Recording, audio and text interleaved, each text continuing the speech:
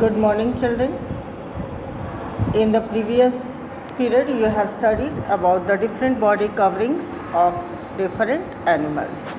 Now, today I am going to tell you one amazing thing. Amazing thing is that camouflage. Do you know what is camouflage? Camouflage means जैसे कि आपने देखा होगा grasshoppers, they are green in colour, और वो grass पे बैठ जाते हैं, फिर उनको डिटेक्ट करना, ढूंढना या पहचानना मुश्किल हो जाता है। मीन्स वो अपने बॉडी कलर को अपने सराउंडिंग के कलर से मैच करा लेते हैं। सिमिलरली लाइक टाइगर्स, उनके पास भी ब्लैक एंड येलो कलर के स्ट्राइप्स होते हैं, और ये जो स्ट्राइप्स हैं जंगल के सूखे घास फूस या झाड़ झंखाड़ जो होते हैं उनके कलर से मैच हो जाते हैं, और इस प्रकार से वो दूसरे जानवरों को आसानी से दिखते नहीं, वो खुद को हाइड भी कर पाते हैं, है ना। तो means it tiger also blend its colour along with the surrounding. Similarly in case of zebra, they all merge their body coverings with their surroundings, and this property is called camouflage, and these animals are called camouflaging animals. ये जो animals camouflage को show करते हैं, इन animals को camouflage animals भी कहते हैं। Camouflage makes animals hard to spot and protect them from other hunting animals also, for poaching or illegal hunting. Some animals like chameleon, chameleon तो और भी स्पेशल है ना। ये क्या करता है, ये जैसी सराउंडिंग में जाता है उस सराउंडिंग के जैसा अपने कलर को, बॉडी कलर को चेंज कर लेता है ना। ये इसकी बॉडी कलर ऐसी नहीं है कि सराउंडिंग से मैच करे, ये इसके अंदर वो एबिलिटी है कि चाहे जिस भी सराउंडिंग में ये जाएगा उस सराउंडिंग के अकॉर्डिंग अपने बॉडी कलर को चेंज कर लेगा। So this is the special quality of chameleon. Now we come to feeding habits of animals. Animals need food to get energy to grow and stay healthy. They depend on plants and other animals for their food. Different animals have different feeding habits, and on the basis of their feeding habits we can divide them into 3 groups. ये तो आप लोग पिछली class में भी पढ़े होंगे कि mainly there are 3 types of feeding habits, है ना।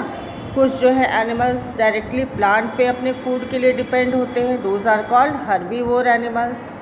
कुछ एनिमल्स अपने फूड के लिए एनिमल फ्लैश पे डिपेंड करते हैं, तो दोज आर कॉल्ड कार्निवोर्स, है ना। एंड कुछ एनिमल्स ऐसे होते हैं जो प्लांट्स और एनिमल्स दोनों पर ही डिपेंड करते हैं अपने फूड के लिए, and those are called omnivores. So these are the 3, ये आपने पिछली क्लास में भी पढ़ा है ना, herbivores, carnivores and ऑमनीवोर्स। Animals that eat only plants are called herbivores or herbivorous animals, like cows, goat, giraffe, deer. All these are herbivore animals. Whereas animals that eat only flesh of other animals, they are called carnivores or carnivorous animals, like lions, tiger and wolves. They are all carnivore animals. Some flesh-eating birds are also there. Do you know their name? They are eagles, kites, vulture, है ना। ये सारी जो birds हैं ये भी carnivore होते हैं। They also feed on the flesh of dead animals. Sharp and hooked beaks, and they have kites and vulture. They have sharp and hooked beaks. उनके पास बहुत शार्प और हुक यानी कर्व्ड बीक्स होती हैं, और which help them two tier the flash, जो कि flash को टीयर करने में बर्ड्स को हेल्प करते हैं। They also have strong claws to catch the prey. They have, उनके जो क्लॉज पंजे होते हैं वो भी बहुत ही स्ट्रॉन्ग होते हैं, जिससे कि वो अपने शिकार को वो पकड़ सके, ग्रिप कर सके। Animals that eat both plants and animals are called omnivores or omnivorous animals like human beings, bears and crows. These are the examples of omnivore animals because they feed on both plants and animals both. Now organs for breathing. Children as you all know, जैसे हम लोग अब कैसे सांस लेते हैं अपने nose से, लेकिन क्या सारे जानवर जो हैं वो अपने नोज़ से सांस लेते हैं? क्या सबके पास नोज़ है? नहीं। तो सबके पास सांस लेने के लिए अलग अलग तरह के ऑर्गन होते हैं और उनको अलग अलग नाम भी दिया जाता है। जैसे कि सबसे पहले हम लोग आते हैं tiny organism like amoeba and paramecium. Amoeba paramecium मालूम है क्या है? ये इतने छोटे ऑर्गेनिजम्स हैं जो कि हमारे आइज़ को विजिबल नहीं होते, बहुत छोटे हैं, हम इनको देख नहीं सकते, सिर्फ माइक्रोस्कोप से ही देख सकते हैं। अब इतने छोटे एनिमल के पास, इतने छोटे ऑर्गेनिज्म के पास तो नोज़ और ट्रैकिया, लंग्स ये सब तो हो नहीं सकता, तो फिर ये कैसे सांस लेते हैं? They breathe through their body surface. वो उनकी बॉडी इतनी छोटी होती है और अपने वो बॉडी सरफेस से ही सांस लेने का काम करते हैं, ऑक्सीजन लेने का काम करते हैं। Now second we come to insects. Insects जैसे cockroach, mosquitoes, flies, ants, all these are insects, है ना। How do they breathe? Insects के भी पास नोज़ या नॉस्ट्रल्स नहीं होते। इनके बॉडी में, पूरे बॉडी सरफेस में साइड वाइज छोटे छोटे होल्स होते हैं, उन्हें हम स्पाइरिकल्स कहते हैं, है ना। और ये स्पाइरिकल्स उनके बॉडी में अंदर से सब आपस में जुड़े होते हैं। इन स्पाइरिकल से ये इंसेक्ट्स ऑक्सीजन एब्जॉर्व कर लेते हैं और पूरे बॉडी में पहुंचा देते हैं, है ना। तो we can say that insects breathe through tiny holes which are present along the side of their bodies and are called spiracles, है ना। The air that enters through spiracles reaches all the part of the body through small tubes called breathing tubes. ये सारे spiracles body के अंदर breathing tube से connected होते हैं, जुड़े होते हैं, और इन ब्रीदिंग ट्यूब्स के हेल्प से पूरी बॉडी को ऑक्सीजन मिल जाती है। Now we come to aquatic animals. Aquatic animals means all those animals that live in water. पानी में रहने वाले जितने भी जीव जंतु हैं उन्हें हम क्या बोलते हैं? Aquatic animals. Like fish, prawn, crab, they all breathe with the help of gills. मालूम है ना फिश कैसे सांस लेती है? अपने गिल से। कैसे? गिल से कैसे सांस लेती है? वो खूब ढेर सारा पानी पहले पीते जाती है और वो पानी में तो मालूम है ना ऑक्सीजन डिज़ोल्व रहता है, तो वो जब ढेर सारा मुंह से पानी पीती है और गिल से वो बाहर निकालती है। तो गिल्स क्या करते हैं? पानी में जो घुला हुआ ऑक्सीजन है उसको सोख लेते हैं, एब्जॉर्व कर लेते हैं, है ना। तो इस तरह से फिशेस को ऑक्सीजन मिल जाती है। So they take in water through their mouth and this water passes through the gills where the oxygen dissolved in water is absorbed and reached to every part of the body. और वहाँ से फिर उनके पूरे body parts में oxygen पहुँच जाती है। The gills also remove carbon dioxide into water. अब वो ऑक्सीजन ले रहे हैं तो जो वेस्ट कार्बन डाइऑक्साइड है उसे बाहर भी तो निकालेंगे, है ना।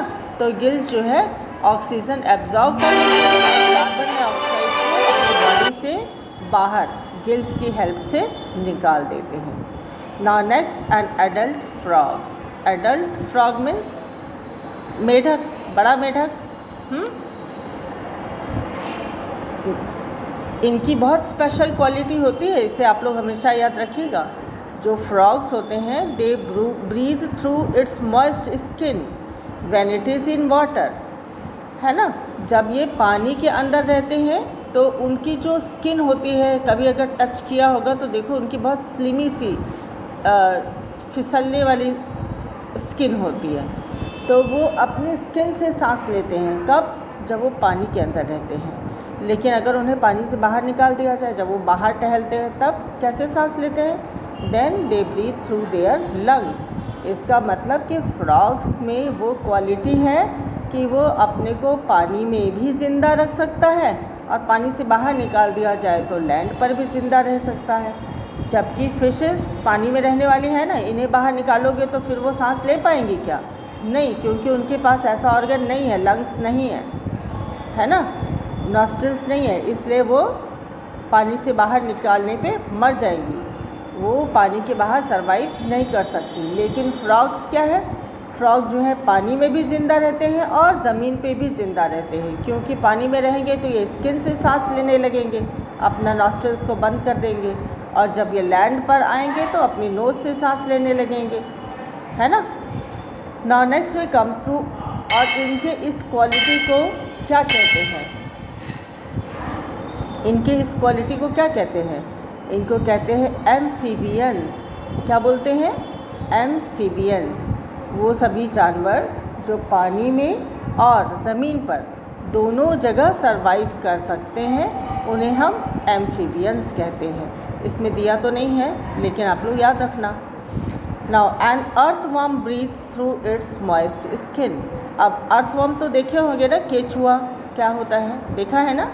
तो अर्थवर्म वो कैसे सांस लेता है? उसके भी पास नॉस्ट्रल्स नहीं होते, तो कैसे सांस लेता है? अपनी मॉइस्ट चिपचिपी सी स्किन से, है ना। स्किन उनकी जो है, अर्थवर्म की स्किन एटमॉस्फेयर से ऑक्सीजन को एब्जॉर्ब कर लेती है और स्किन ही कार्बन डाइऑक्साइड को एटमॉस्फेयर में वापस रिलीज़ कर देती है। Now all the mammals including human beings, birds, reptiles, adult amphibians etcetera breathe through lungs. जितने भी मैमल्स हैं, मैमल्स मीन्स मालूम है, जो अपने बेबी को फीड कराते हैं, है ना, उनको मैमल्स बोलते हैं। और सारे मैमल्स, चाहे वो ह्यूमन बींग्स हो, चाहे वो काऊ, डॉग, कैट, जितने भी एनिमल्स मैमल्स हैं, वो सारे मैमल्स अपने लंग्स से सांस लेते हैं। They breathe through their lungs. यहाँ तक कि बर्ड्स, रेप्टाइल्स, एडल्ट एम्फीबियंस, ये सब कैसे सांस लेते हैं? अपने लंग्स से। Air reaches the lungs through the nostrils. Nostrils means nose. Nose से एयर जो है लंग्स में पहुँचती है, and the lungs take in oxygen from this air and give out carbon dioxide that is removed through nostrils. तो ये lungs क्या करते हैं कि ऑक्सीजन को एब्जॉर्ब कर लेते हैं और कार्बन डाइऑक्साइड को बाहर छोड़ देते हैं, जिसे हम सांस जब बाहर छोड़ते हैं तो बाहर निकाल देते हैं। Now aquatic mammals. Aquatic mammals means कुछ ऐसे भी फिशेस हैं बड़ी बड़ी जो कि अपने बेबी को फीड कराते हैं, like whales, dolphins, these are aquatic mammals, है ना।